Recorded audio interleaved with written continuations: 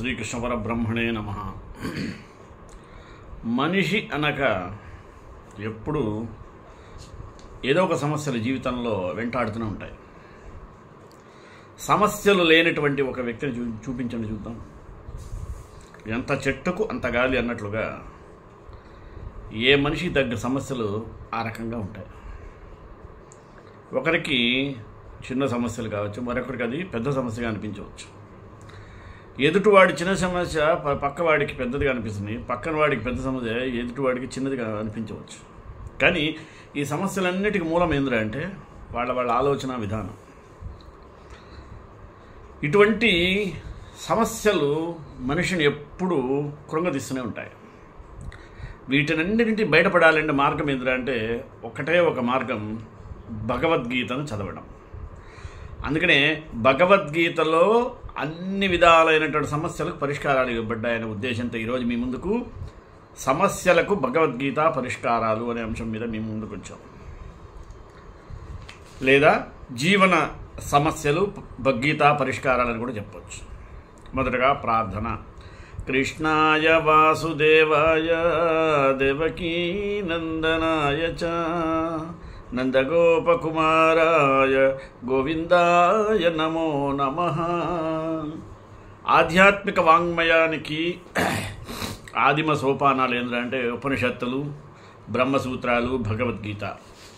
ఈ మూడింటికి ప్రస్థానత్రయం అనే ఒక ప్రసిద్ధ వ్యవహారం కూడా కలదు. ఉపనిషత్తులేమో అతి విస్తారంగాను,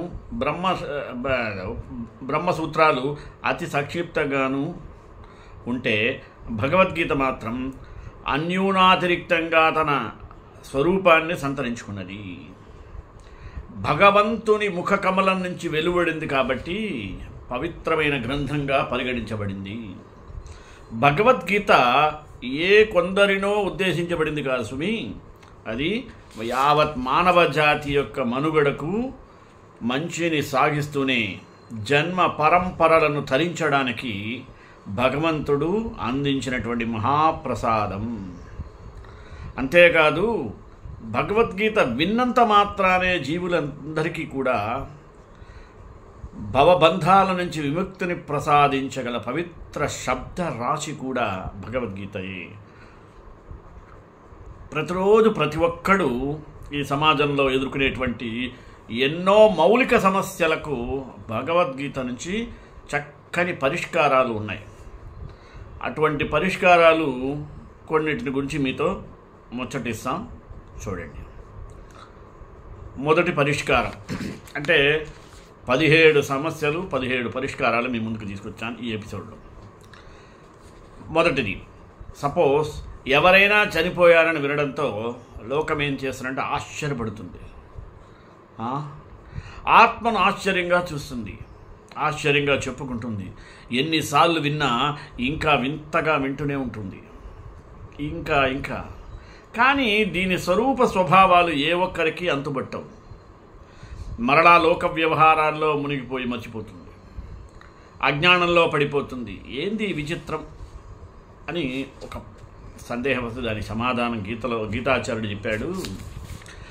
ఆశ్చర్యవత్ పశ్యతి కశ్చిదేనం ఆశ్చర్యవద్వదతి తథైవ చాన్యః ఆశ్చర్యవచ్చైనమన్యశృణోతి శ్రుత్వాప్యేనం వేద న చైవ కశ్చిత్.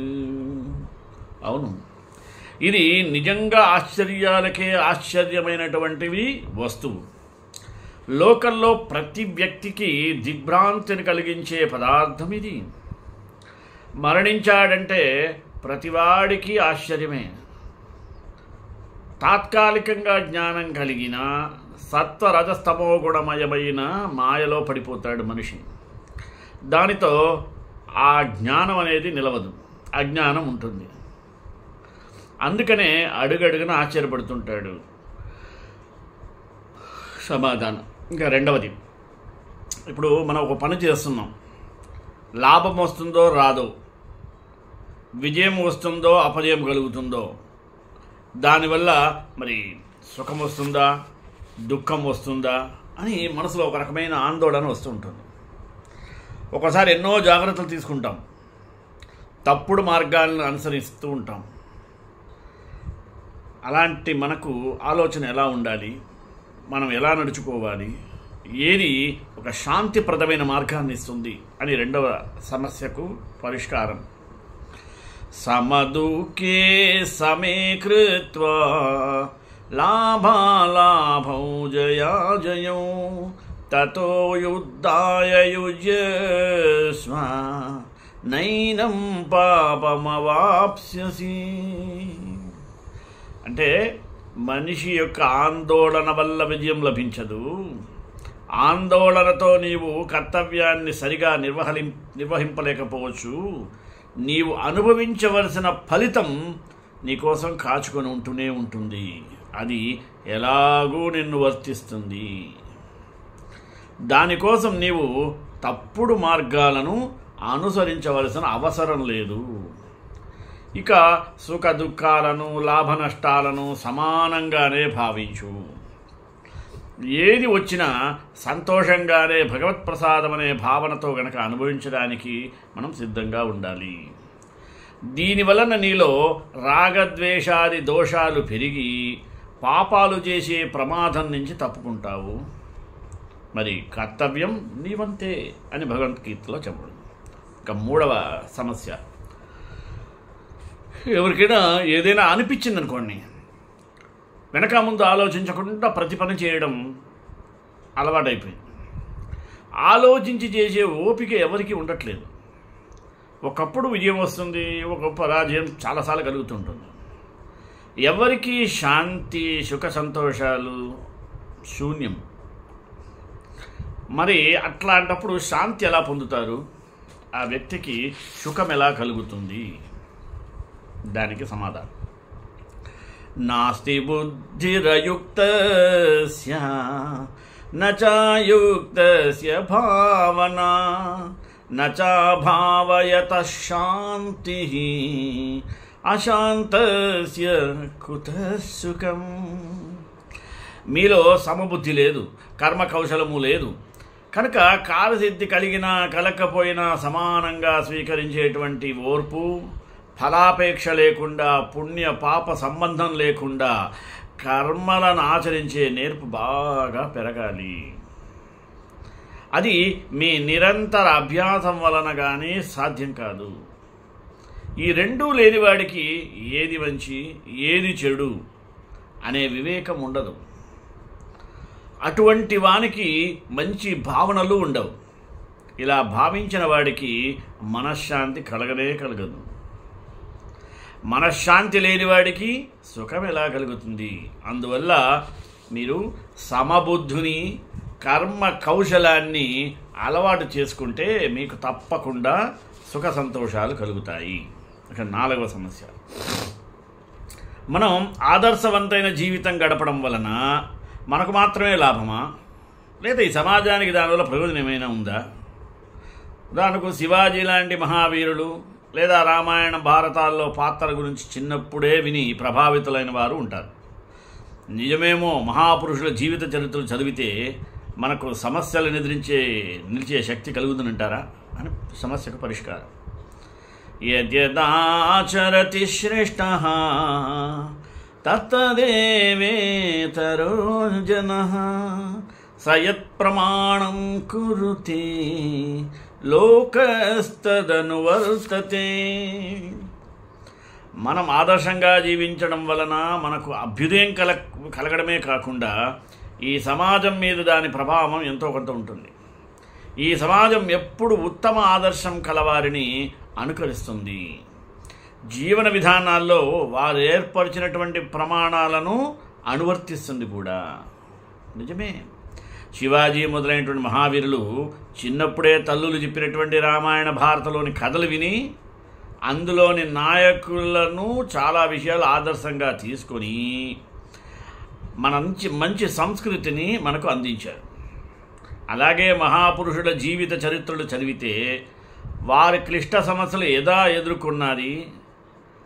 ఎదుర్కొన్నారు, ఆ సందర్భాల్లో వారు వ్యవహరించిన తీరు మనకు ఒక మార్గసూచికలాగా, ఒక గైడ్ లాగా మనకి ఉపయోగపడి మనలో ఎక్కడ లేనటువంటి శక్తిని కలిగిస్తుంది. కాబట్టి మహాత్ముల మార్గాన్ని అనుసరించు అన్నాడు. 5వది, ఇప్పుడు రాముడు కృష్ణుడు దేవుళ్ళు అంటారు కదా, మరి భగవంతుడు కూడా సామాన్య మానవుడిలాగా గురుకులాల్లో చదవడం, భార్య కోసం బాధపడటం, ఇలాంటి లౌకిక కర్మలను ఎందుకు చేస్తాడు? ఆయనకు మానవుడిలాగా కోరికలు పాపపుణ్యాలు ఉండవు కదా. వారు మన మాదిరి మానవులైతే మనం వారిని పూజించడం ఎంతవరకు సమంజసం? వారి కథలను పురాణాల్లోనూ చదవడం వలన మానవ జాతికి ప్రయోజనం ఎలా కలుగుతుంది? దీనికి సమాధానం గీతాచార్యుడు, నమే పార్థాసి కర్తవ్యం త్రిషు లోకేషు కించన నానవాప్తమవాప్తవ్యం వర్తయేవ చ కర్మణి యది హ్యయం న వర్తేయ జాతు కర్మణ్యతం ధృతాః వధువర్త్మాన్ మమ వర్త్మానువర్తంతే మనుష్యాః పార్థ సర్వశః ఉత్సీదేయురిమే లోకాః న కుర్యాం కర్మ చేదహం సంకరస్య చ కర్తాస్యాం ఉపహన్యామి మాః ప్రజాః. రాముడు కృష్ణుడు శ్రీ మహావిష్ణువుకు అవతారాలు. భగవంతుడు ఏ కోరికతోనూ లౌకిక కర్మలను మానవుడిగా చేయలేదు. ఆయనను ముల్లోకాలలోనూ కర్తవ్యమంటూ ఏది లేదు. అయినా మన కర్మలను ఆచరించాడు. మనుషులు అన్ని విధాలా ఆయన ప్రవృత్తిని అనుకరిస్తున్నారు కాబట్టి తన విధులలో ఏమరపాటు లేకుండా ఆయన కర్మలను అనుష్ఠించాడు. అలా కాకపోతే రాముడే ఇలా చేశాడు, కృష్ణుడు ఎలా చేశాడు అని మనుషులు కూడా అలాగే ప్రవర్తిస్తారు. భగవంతుడు కర్మలను ఆచరించకపోతే ఈ లోకాలన్నీ నాశనమైపోతాయి. అనేక రకాల సంకరాలు ఏర్పడతాయి. వాటితో ప్రజలు నాశనం పొందుతారు. అందువలన వారు కర్మలను మానవులు చేసినట్టే చేశారు.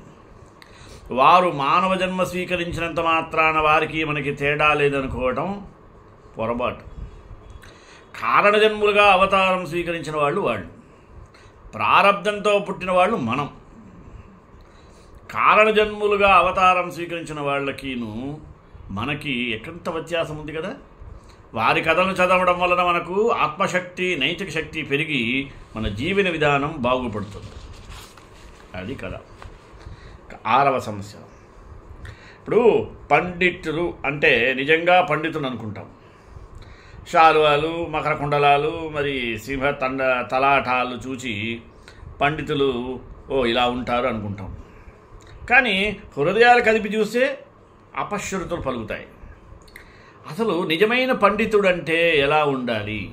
అంటే వేషభాషలేనా, లేక అతడి మనస్తత్వం ఎలా ఉంటుంది అని ఒక సంశయం. సమాధానం, యస్య సర్వే సమారంభాః కామసంకల్పవర్జితాః జ్ఞానాగ్నిదగ్ధకర్మాణం తమాహుః పండితం బుధాః. పండ అంటే వివేకము అర్థం. అది కలవాడు పండితుడు. కోరికలు, వాసనలు లేకుండా ఎవరు కర్మలను ఆచరిస్తారో, ఎవడు జ్ఞానాగ్నితో కర్మలను నాశనము చేసుకున్నాడో వాడిని వివేకులు పండితుడని అంటారు. మనం చేసిన ప్రతి పనికి బాహ్య ఫలితం, అంతర ఫలితం అని రెండూ ఉంటాయి. ఇవి రెండూ తాత్కాలికం. కాలాంతరమని మళ్ళా 2 రకాలు. తాత్కాలికము, కాలాంతరము 2 రకాలు. మనం ఒక మామిడి పండును ఎవరికో ఇచ్చాం, వెంటనే వాడు దాన్ని తిని సుఖపడతాడు. ఇది తాత్కాలికమైనటువంటి బాహ్య ఫలితం. పండునివ్వడం అనేటువంటి కర్మ నుంచి కాలాంతరంలో వేరే జన్మలో మనకు ఆహార సమృద్ధి కలుగుతుంది. కనుక ఇలాంటి కోరికలు మన మనసులో ఇదివరకు బీజ రూపంలో ఉన్న సంస్కారం ద్వారా కలుగుతాయి. చెడ్డ పనులు చేస్తే చెడ్డ సంస్కారాలు కలుగుతాయి, మంచి పనులు చేస్తే మంచి సంస్కారాలు కలుగుతాయి. వీటి వలనే మానవుడు సంసార చక్రంలో చిక్కుంటాడు. ఈ 2 రకాల ఫలితాలను వదిలిపెట్టడమే జ్ఞానాగ్నితో కర్మలను నాశనం చేసుకోవడం అన్నదానికి భావం. అలా చేసుకున్నవాడే పండితుడు. నిష్కామ ప్రవృత్తితో అతడి మనస్సు వాసనారహితమవుతుంది, వాడే మోక్షానికి అర్హుడు. 7వది, జ్ఞానులు కర్మలు చేస్తున్నా సుఖంగా శాంతిగా ఉంటారు. అజ్ఞానులు మాత్రం కర్మలు చేస్తూ సుఖ సంతోషాలను కోల్పోయి తమ జీవితాన్ని అశాంతిమయం చేసుకుంటారు. ఈ ఇద్దరిలో తేడా ఎక్కడుందంటారు? గీతాచరణ సమాధానం: యుక్తః కర్మ ఫలం త్యక్త్వా శాంతిమాప్నోతి నైష్టికీం అయుక్తః కామకారేణ ఫలే శక్తో నిబధ్యతే. సమభావన పొందగలిగిన వారు కర్మఫలం సంగం లేకుండా అనాసక్తితో కర్మలు చేసేటువంటి నేర్పును పొందినవారు యుక్తులు.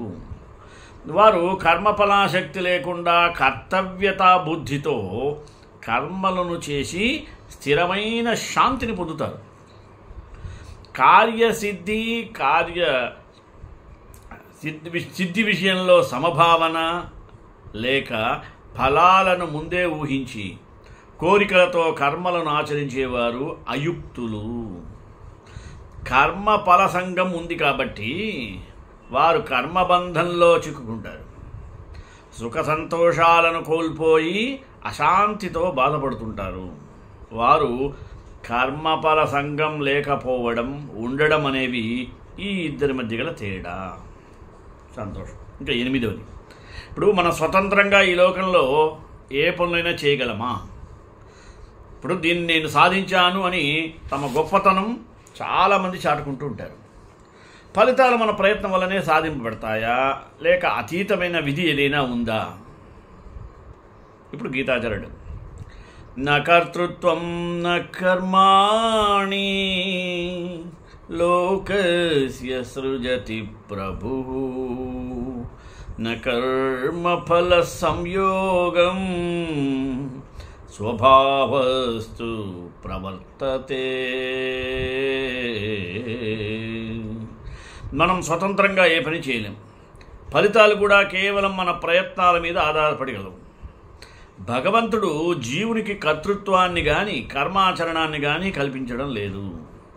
వారి వారి ప్రకృతులను బట్టి, వాసనను బట్టి, ప్రారబ్ధాలను బట్టి ఇవన్నీ క్రమంగా ఏర్పడుతుంటాయి. 9, మనం ఈరోజు సమసమాజ భావన రావాలని, ప్రతి వ్యక్తిని గౌరవించాలని ఎక్కువగా ప్రచారం చేస్తున్నాం. ఇది మన దేశంలో ఇప్పుడు కొత్తగా వచ్చిన మార్పా, లేక ప్రాచీన భారతీయులు కూడా ఇలాంటి భావన ఉండేదా? సమాధానం: విద్యా వినయ సంపన్నే బ్రాహ్మణీ గవిహస్తిని శునిచైవ స్వపాకే చ పండితా సమదర్శినః. ఇది మన దేశానికి కొత్తగా సుమి. ఈ గడ్డపై పుట్టిన ప్రతివాడు మానవులలో మాత్రమే సమాన భావం గలవాడు. విద్యా వినయ సంపన్నుడైన బ్రాహ్మణులోను, గోవులోను, ఏనుగులోను, కుక్కల్లోను, కుక్క మాంసం తినేవానిలో కూడా వివేకం గలవారు సమానమైన జీవభావాన్ని, అంతర్యామిగా ఉన్న పరమాత్మ భావాన్ని సాక్షాత్కరించుకున్నటువంటి దేశం ఇది. ఎంతో కాలం నుంచి తోటి మానవులను బానిసలుగా చూసిన జాతులు భారతీయులమైన మన ఉదార సంస్కృతిని చూసి సిగ్గుపడ్డాయట. ఇది 10వది. ఇప్పుడు ఈ రోజుల్లో మనం ఎన్ని విద్యలు నేర్చినా, ఒకడు ఎంత వయసు వచ్చినా, ఎన్ని దేశాలు తిరిగినా ఎవడు ఇతరులను అందరినీ తనతో సమానంగా చూడటం నేర్చుకోలేదు. సమాజంలో ప్రతివాడు తనకంటే తక్కువ వాడేనని, తానే చాలా గొప్పవాడేననేటువంటి అతడు ఊహ. అసలు భగవంతునికి ప్రీతిపాత్రుడెవరు? యోగులందరిలో ఉత్తమమైన వాడెవడు? గీత. ఆత్మాపమ్యేన సర్వత్ర సమం పశ్యతి యోర్జున సుఖం వా యది వా దుఃఖం సయోగి పరమో మతః. ఎవరు తోటి జీవుల లౌకిక సుఖదుఖాలన్నింటిలో కూడా తమకు సంభవించినట్లే భావించి సహాయం చేస్తూ అందరినీ తనలాగానే చూసుకుంటారో అతడే భగవంతునికి మిక్కిలి ప్రీతిపాత్రుడు, అతడే పరమయోగి. దీని వలన ఇతరుడు మనకు ఏం చేయాలని మనం వాడి నుంచి ఆశిస్తామో దానిని మనం వాడికి చెయ్యాలనే సత్యం తెలుస్తుంది. తన ప్రవర్తన వలన ఇతరులకు కలిగేటువంటి మంచి చెడ్డలను దృష్టిలో ఉంచుకొని వాళ్లతో వ్యవహరించినట్లయితే ఎవ్వరికీ బాధను కలిగించవలసిన అవసరమూ రాదు. తోటి మానవుణ్ణి కనీసం తనతో సమానంగా చూడగలగడమే గొప్ప సంస్కృతి. అది లేనివాడు ఎంత చదివినా పుస్తకాల్లో పురుగుకి వాడికి పెద్ద తేడా ఉండదు. 11. మనం యోగ సిద్ధి కోసం ప్రయత్నిస్తూనే సాధకులను ఎంతోమందిని చూస్తుంటాం. వాళ్ళందరికీ భగవద్దత్తు నిజంగా గోచరిస్తుందా? వాళ్ళలో చాలామంది మధ్యలోనే నిరుత్సాహం వల్లనో లేదా ఇతర కారణాల వల్లనో సాధన చేయకుండా విరమిస్తారు కదా. మరి ఏంటి సమస్య? గీత మనుష్యాణాం సహస్రేషు కశ్చిత్ యతతి సిద్ధయే యతతామపి సిద్ధానాం కశ్చిన్మాం వేత్తి తత్వతః. మనుష్యులందరికీ భగవంతుడి మీద విశ్వాసం కలగదు. ఎన్నో జన్మల సంస్కారాల వలన వేలాది మంది మనుషుల్లో ఏ ఒక్కడో యోగసిద్ధి కోసం ప్రయత్నం చేస్తాడు. యోగసిద్ధి కోసం సాధన చేసే ప్రతివాడు తన సాధన చివరి వరకు కొనసాగించలేడు. విఘ్నాలకు లోబడిపోయి విరమిస్తాడు. వాళ్లతో అందరిలో ఏ ఒక్కడో భగవంతుని స్వరూపాన్ని సరిగ్గా అర్థం చేసుకుని ఆయన్ను ఆరాధించగలుగుతాడు. పూర్వవాసంలో జీవుణ్ణి మంచి పనులు చేయనివు. ఒక చెట్టు కాల్చినటువంటి పిందెలన్నీ పండ్లు కాలేవు కదా, కొన్ని మధ్యలో రాలిపోతాయి. చివరి వరకు చెట్టుకు ఏదైతే ఉన్నాయో అవే పండ్లు అవుతాయి. అలాగే సాధకులు కూడా. 12. ప్రపంచమంతా మాయా మాయ అంటారు కదా. అసలు మాయ అంటే ఏమిటి? మాయని మానవుడు దాటగలడా? దైవీహ్యేషా గుణమయా దైవీహ్యేషా గుణమయీ మమ మాయా దురత్యయా మామేవయే ప్రపద్యంతే మాయామేతాం తరంతి తే. భగవంతునిచే కల్పించబడినటువంటి యోగమాయ సత్వరజస్తమస్సు అనే 3 గుణాల రూపంలో ఉన్నది. ఇది జీవులకు దాటరానిది. ఈ 3 గుణాల సామ్యావస్థను సంపాదించిన వాడే ఈ మాయను దాటగలడు. అటువంటి సామ్య వ్యవస్థ భగవంతుని శరణుజొచ్చిన వారికి మాత్రమే సాధ్యపడుతుంది. ఇతరులకు ఎవ్వరికీ సాధ్యం కాదు. కనుక భగవంతుని శరణుజొచ్చి మాయ అనే మేలి ముసుగులో నుంచి మనం బయటపడాలి. 15. మన వాళ్ళు ఎంత చాదస్తులో చూడండి. ఎవరిని సుఖంగా బ్రతకనివ్వరు, సరికదా. ఎవడైనా చస్తూ ఉంటే చివరికి వాడిని సుఖంగా చావను కూడా చావనివ్వరు. వాడి జోలో ఏదో నారాయణ నారాయణ అనవడం, నోట్లో తులసి తీర్థం పోయడం. ఏంటండి ఈ వరి? చనిపోయేటప్పుడు కూడా ఈ దేవుడు ఎందుకండి? వీళ్ళ నమ్మకాలేమిటో కానీ పిచ్చెక్కిపోతుంది కదా అని ఒకడు అడిగాడు అనుకోండి. సమాధానం గీత ఏం చెప్తుంది తెలుసా?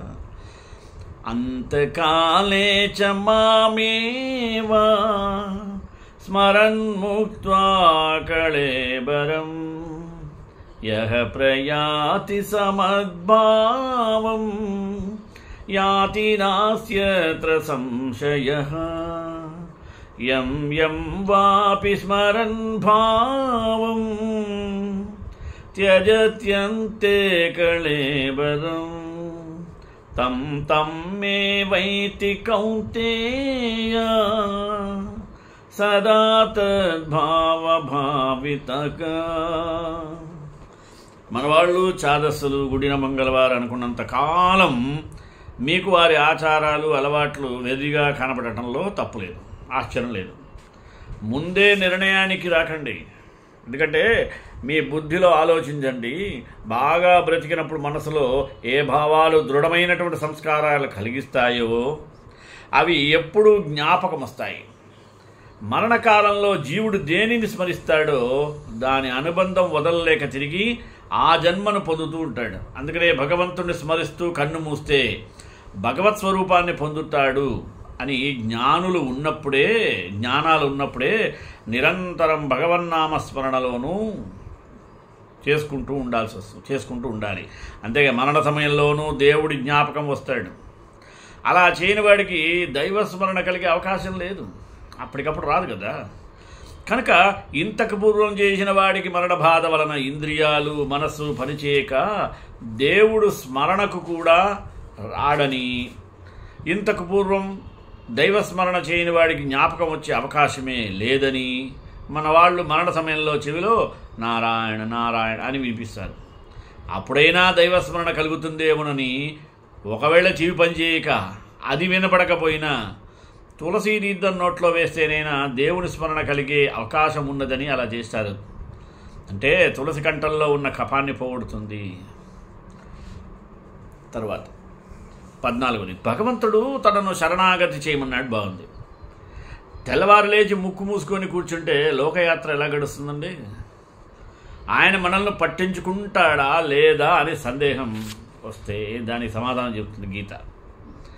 అనన్యాశ్చింతయంతో మాం ఏ జనాః పర్యుపాసతే తేషాం నిత్యాభియుక్తానాం యోగక్షేమం వహామ్యహం.